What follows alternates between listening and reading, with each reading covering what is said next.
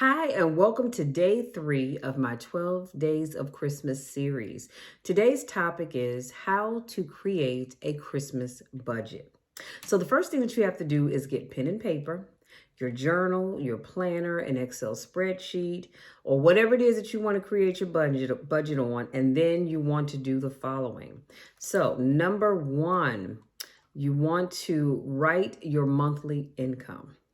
The first step to creating a Christmas budget is to know how much you have coming in. Anything that comes into the household as money is your income.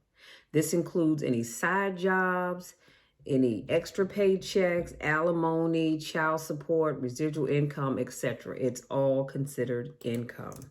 So if you sell items of any type, include that money as well. Just make sure that you record each amount and note whether or not it's steady and what you earn monthly. Sometimes this is going to vary. You can also utilize budgeting apps online from the App Store. I'm pretty sure there are tons of apps that you can download. You may already have some that you like to use. Doesn't matter. Add up everything that you earn for the month in those apps, whatever it is that you're using. Number 2, write your monthly expenses.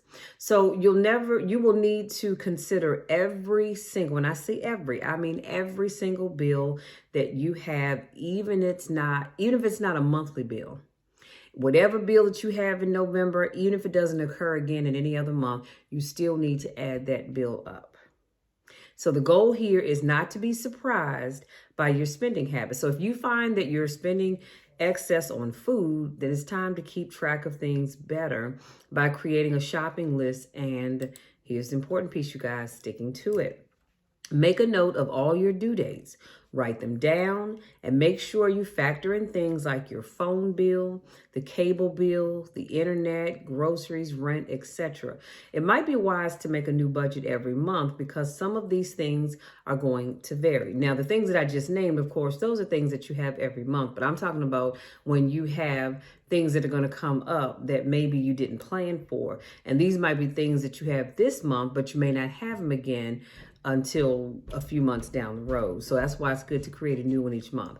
Number 3, make a note of other expenses. Of course, Christmas is in December, and it's always going to be at that time. Therefore, you've got no reason to feel that it was sprung upon you. If you start stashing money away for your holiday budget now, it's not going to feel like everything hit the fan all at once. Now, because we are in the month of December, I would suggest, let me do this. I would suggest that you start this budget that I'm talking about next month. Start it in January. That way you can start putting money away for your holiday expenses, at the beginning of the year. And by the time you get to the end of the year, you should be good to go and know exactly what you're going to have to spend because you already know what it is you're going to spend it on. So we're focused on the holidays. So you want to focus on everything dealing with your holiday. That's gifts, wrapping paper, gift bags, decorations, meal planning, and the list can go on and on and on because there is a lot that comes under the umbrella of holiday expenses. So the holiday season is full of excitement, which means Christmas spending can go through the roof if you're not careful. Keep track of Christmas expenses as they happen to have a better idea of what you're going to do next year. Number 4, zero out your budget. So once you've listed everything, add up all of your expenses and subtract from the income. Ideally, you want that number to be 0, but it's going to take some practice. So you may not get it on the first try, but that's what we're shooting for. So you'll need to be aware that your expenses and income aren't likely to balance out like that all the time, or even on your first try. If the expenses are too high, you may need to cut out some of your Christmas spending to save on some money. You're going to know where you need to cut things, where you need to add things. So you've got to ensure that you're not spending anything that you haven't accounted for in the budget. Let me say that one more time because somebody in the back of the room didn't hear what I said. You've got to make sure that you are not spending anything. I mean, zip, zero, zilch. that you have not accounted for in your budget. I'm very serious. If you want to stay on track, you've got to make sure that you're not doing that. So for example, if you say you're going to spend $200 eating out and you're already at $195, then it's best that you either shop on the cheap side or you stay your behind home and eat, okay? Because all you have is $5 towards your eating out budget. And I don't know about you all, but even if you go to McDonald's, you want to spend that getting a meal. I'm just saying. Sometimes the cash envelope method is the best way to ensure this because you take out the cash first and only spend what you have on hand. If you spend more than you bring home, immediate cuts are going to be essential. You can buy generic items at the store, you can use coupons, and the list can just go on and on. You're going to have to figure out how to shop wisely so that you're not going over the budget that you set for yourself. So other things to consider. Another rule of the zero-based budget is that each dollar has to have a name. What do I mean by that?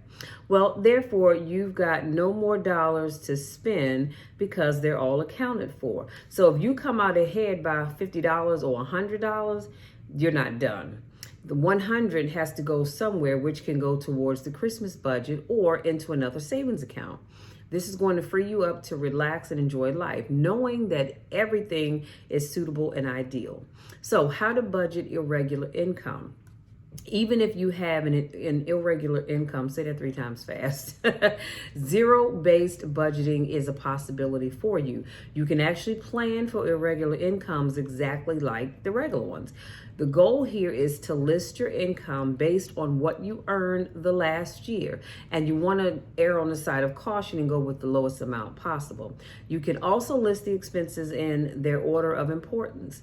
Of course, focus on food, shelter, clothing, utilities, transportation, your medication, etc., etc., etc. Focus on those things first.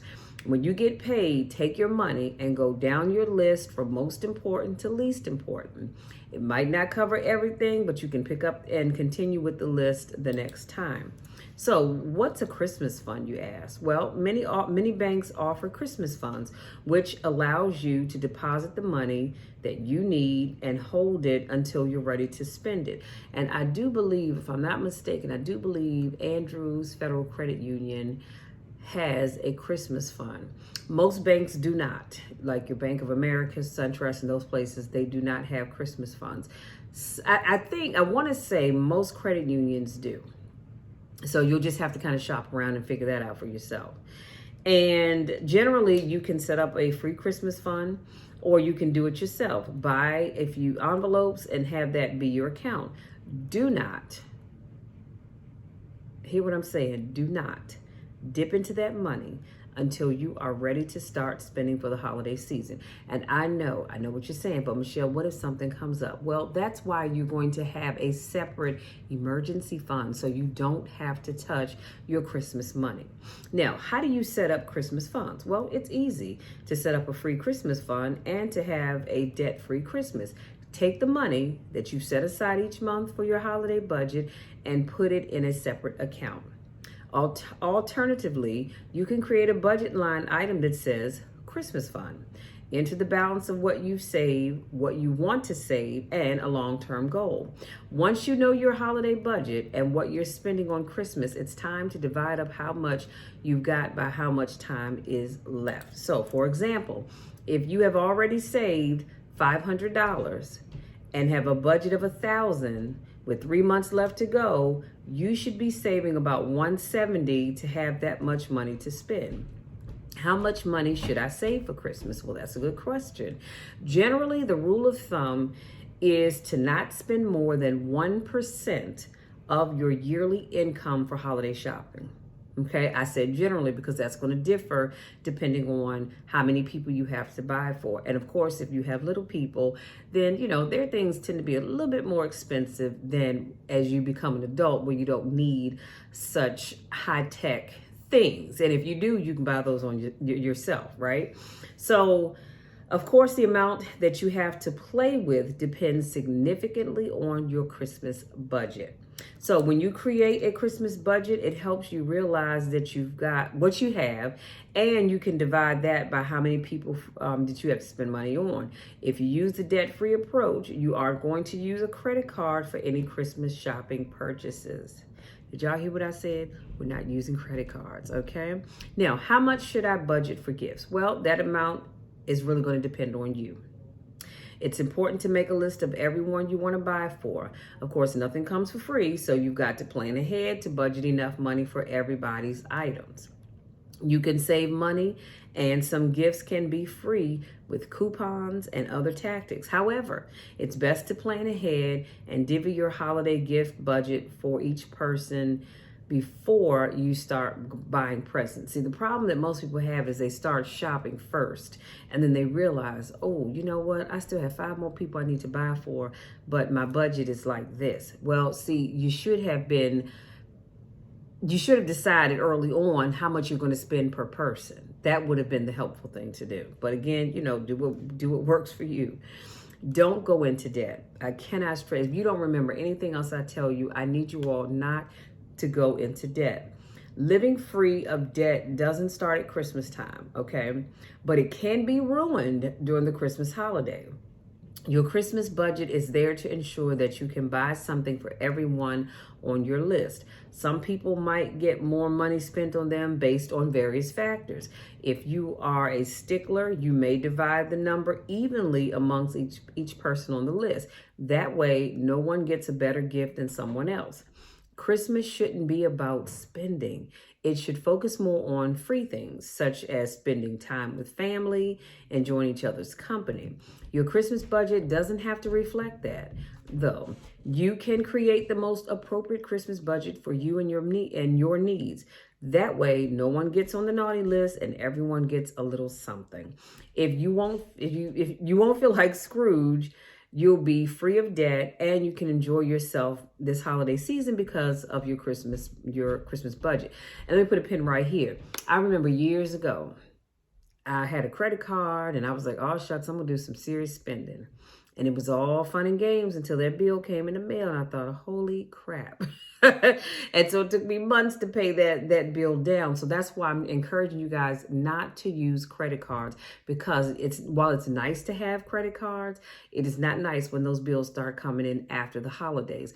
This is why I personally like to use my check card, because I can only spend what's in that account with my check card. There's no going over. And it also keeps you from ending up with bills after the holiday. Now, how do you spend wisely at Christmas? Well, the best way to spend wisely is to learn how to create, like we talked about, your Christmas budget. Of course, Christmas is a fun time of year because most bosses cut you some slack. There are endless parties to attend, and you can cuddle up with hot cocoa and to watch television. You want to provide your family with the best in life, which means you must create a Christmas budget. I cannot stress that enough. That meets your needs. Even right now, you can still create your Christmas budget and make sure you stick with it. The Christmas budget doesn't have to be set in stone. It's easy to think that the list you made earlier is the end all be all, but many times your holiday budget is lowered for various reasons. It's okay to dip into the account for emergencies, but it's ultimately better to have a separate emergency fund for that. And I talked about that a little while ago. If you can have a separate emergency fund aside from the Christmas fund that you're saving, life will be so much better. Because here's what's going to happen. You're going to dip into that Christmas fund. You're going to take a little here, a little there, a little there. You know what I mean? And then before you know it, you're like, whoa, wait a minute. This is all I have to shop with? Well, yeah, because you were dipping in it. So this is why I encourage you all, please have separate funds. I get it. Things come up and you may have to go into that fund. But to the best of your ability, let's try not to. So in conclusion, when you have a plan in mind, it's easy to create a list of everyone you want to gift and come up with a Christmas budget that meets all of those needs. Because remember, it's not about how much you spend on Aunt Susie's gift versus Uncle Bob's gift. It doesn't matter about the amount. What matters to me is getting a gift that is meaningful. I am happy with a homemade DIY gift just as I would be if you bought me something from the store, because I'm not hard to please, because ultimately whatever I want, I'm going to buy for myself anyway. But what I'm saying is we want to make sure that everybody has something to open. Now, I didn't mention it here, but I also want to suggest that maybe if you have a big family, you all draw names, because it can be a lot when you are trying to buy, let's say you have 30 people in your family and you want to buy a gift for everybody. That can get quite expensive, where if you draw names, everybody's going to buy somebody something. And I'm talking about outside of your immediate family. I'm not talking about your spouse, significant other, or your children. Of course, that's a given, but I'm talking about extended family. Draw names, and that way you're not trying to go broke purchasing something for everybody. You can have various categories for who gets what, or you can lump them all into a single category. Make sure that you check around for the best deals, which might provide you with extra money to spend on others or save for January. And since you're doing all this without any credit cards, because remember, that's the key, we're not using credit cards, it's going to be easier to buy presents during the holidays and begin the new year off correctly. So now that you know how, plan your holiday gift budget as early as you can so you'll make sure you have enough to go around. This is why I'm suggesting to you that even though this is great information to have now, it may be a little too late to start this now, but I would encourage you all to take the principles that I've shared with you and start in January, because I know I will be developing your holiday budget. And also, I don't know if I mentioned it when I talked about your holiday spending. If you're going to travel, you need to make sure you put in your airfare, your plane tickets, gas for the car, the money for the rental car, or however you're getting where you're going. Maybe you're going to blink your eyes and appear on a broom someplace. Doesn't matter. That's all a part of your holiday budget. So if you follow those rules, I think you all will have a wonderful, wonderful Christmas. Now, that's all I have. Thank you so much for giving me just a little bit of your time. And I cannot wait to see you all. Y'all have no idea why I'm laughing, because my sister is on the other side of this camera and I'm trying not to look at her. I cannot wait till tomorrow, I've lost my train of thought. Tomorrow is day 4 of my 12 days of Christmas, and we will talk again then. Until next time, take care. Jesus Christ, take care.